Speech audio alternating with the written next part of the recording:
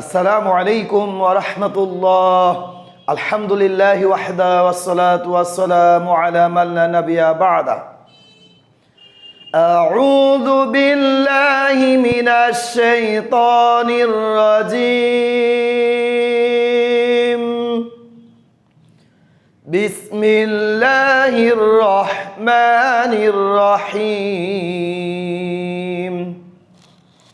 প্রিয় মুসলিম ভাই বোনেরা, আমি প্রত্যেকটি শব্দ যেই শব্দটাই আমি পড়াবো তো এই শব্দটি 3 বার করে বলে দেব।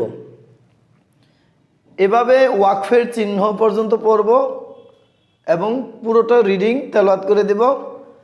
এভাবে পুরো আয়াতটি শেষ করে আমি আবার প্রথম থেকে শেষ পর্যন্ত রিডিং তেলাওয়াত করে দেব এবং সবার শেষের যে অংশটা এটা থাকবে কোথায় কি নিয়ম রয়েছে তার নাম এবং তার ব্যবহার। খুব মনোযোগ সহকারে লক্ষ্য করুন। ফাতালাক্কা ফাতালাক্কা ফাতালাক্কা আদামু আদামু আদামু মির রব্বিহি মির রব্বিহি মির রব্বিহি কালিমাতিন কালিমাতিন কালিমাতিন ফাতাবা আলাইহি ফাতাবা আলাইহি ফাতাবা আলাইহি فتلقى آدم من ربه كلمات فتاب عليه إنه إنه إنه هو التواب هو التواب هو التواب رحيم رحيم رحيم إنه هو التواب الرحيم فتلقى آدم من ربه كلمات فتاب عليه ইন্নাহু হুয়াত তাওয়াবুর রহিম।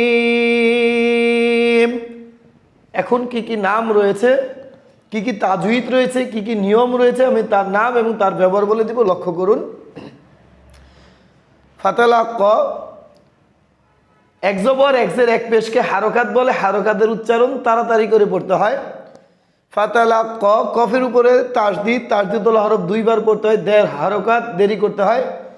এবং কফের উপরে লক্ষ্য করুন খারা জবর, এর বামে নকল হামজা, এখানে 2 হারকাত অথবা 3 আলিফ টেনে পড়তে হবে, নাম হলো মাদ্দি মুনফাসিল। আলিফের উপরে খারা জবর, এটা মাতের হারকাত, 1 আলিফ টেনে পড়তে হবে, নাম হলো মাদ্দি তবাই। আদামু, পেশ যেখানে ঠুট গুল করে পড়বেন, আদামু আদামু। মির রব্বিহি, নুন সাকিনের বামে র, এটাকে ইদগমি বিলাগুন্না বলে। ইদগমি বিলাগুন অর্থ মিলিয়ে গুন্না সারা পড়া হরফ হলো 2টি র লাম। নুন সাকিন ও তানুইনের বামে যদি র লাম হরফ পান তাহলে মিলিয়ে গুন্না সারা পড়তে হবে। লক্ষ্য করুন। মির রব্বিহি, হাই নিচে খারাজের 1 আলিফ টেনে পড়তে হবে, এই খারাজের নাম হলো মাদে হারকাত, 1 আলিফ টেনে নাম হলো মাদ্দি তবাই। কালিমা, মিমের উপরে খারা জবর, 1 আলিফটার নাম হলো মাদ্দি তবাই। কালিমা তিন, তাই নিচে 2 জের এবং তা হরফটি হলো হামসের হরফ, মনে রাখবেন। তিন কালিমা তিন, তাই নিচে 2 জের বামে হলো ফা, ফা হরফটি হলো ইকফার হরফ। প্রিয় মুসলিম ভাই বোনেরা, ইকফা শব্দের অর্থ হলো গোপন করা বা গুণনা করা।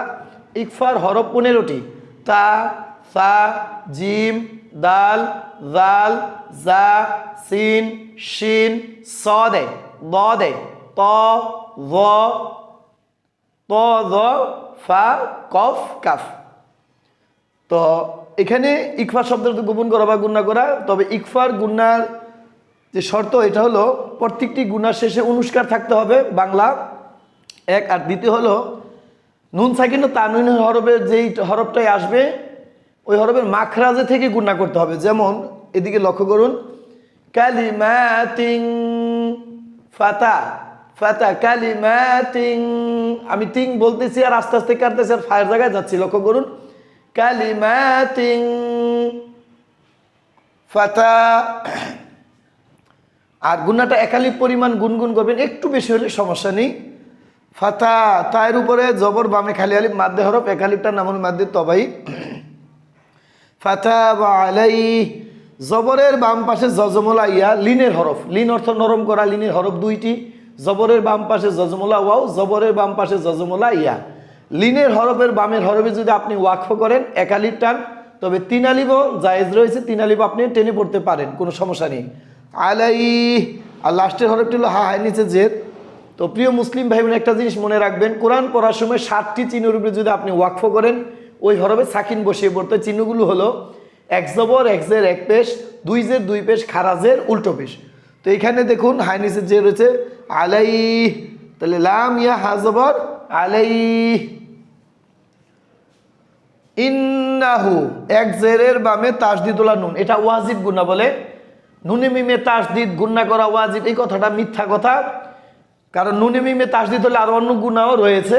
তো এইখানে এটা শর্ত হলো এক জবর এক জের এক পেশের বামে নুনে এবং মিমে যদি আপনি তাসদিদ পান তাহলেই ওয়াজিব গুণা, এটার নাম হলো ওয়াজিব গুণা। একালিক পরিমাণ গুনগুন করে বলবেন। ইন্নাহু, হুয়ের হায়ের উপরে উল্টো পেশ, মাদের হারকাত, একালিপ টেনে পড়বেন, নাম হলো মাদের দবাই। হুয়াত্তাওরা, হুয়াত্তাওয়া, তাওয়া, ওয়ার উপরে জবর, বামে খালি আলিফ, মাদ্দে হরফ, একালিপ টেনে পড়বেন, নাম হলো মাদ্দি তবাই। তাওয়াবুর, তাসদিদুল্লাহ হরফ দুইবার পড়তে হয়, দেড় হারকাত দেরি করতে হয়। তাওয়াবুর রহিম, হাই নিচে জের বামে জজমুল্লাহ ইয়া, মাদ্দের হরফ, মাদ অর্থ টেনে পড়া, লম্বা করা, দীর্ঘ করা, মাদের হরফ 3টি, জবরের বাম পাশে খালি আলিফ, জেরের বাম পাশে জজমুল্লাহ ইয়া, পেশের বাম পাশে জজমুল্লাহ ওয়াও। তো মাদের হরফ হলো 3টি, মাদের হারকাত 3টি, মোট হলো 6টি। 6টির বামের হরফে যদি আপনি ওয়াকফ করেন তাহলে 2 হারকাত অথবা 3 আলিফ টেনে পড়বেন, নাম হলো মাদ্দি আরদুন। লক্ষ্য করুন, হা ইয়া মিম জের, মিমের উপরে পেশ, কিন্তু আমরা ওয়াকফ করার কারণে সাকিন বসাবো। মিম ইয়া হা, হা ইয়া মিম জের হিম, তাওয়াবুর রহিম।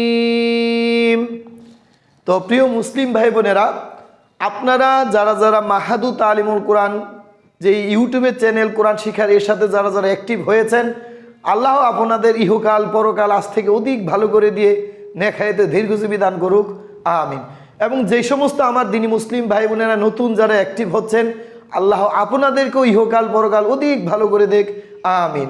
এই বলে আজ আমি এখানেই পড়া শেষ করতেছি। সুবহানাকা আল্লাহুম্মা ওয়া বিহামদিকা লা ইলাহা ইল্লা আনত আস্তাগফিরুকা ওয়া আতুবু ইলাইক। আসসালামু আলাইকুম ওয়া রাহমাতুল্লাহ।